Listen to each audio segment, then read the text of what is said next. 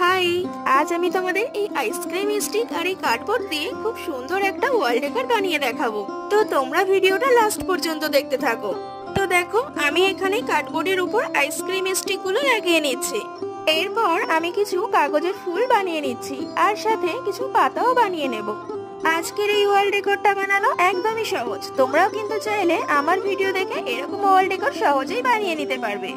তো দেখো, আমার এই পাতা আর ফুলগুলো বানানো হয়ে গেলে আমি এই আইসক্রিম স্টিকের ওপর সুন্দর করে গ্লু দিয়ে এগুলো বসিয়ে নিচ্ছি।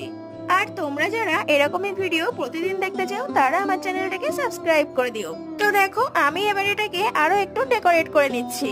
আজকের এই ভিডিওটা কেমন লাগলো তোমরা আমাকে অবশ্যই কমেন্টে জানিও। আর যদি ভালো লেগে থাকে তাহলে একটা লাইক করে দিও।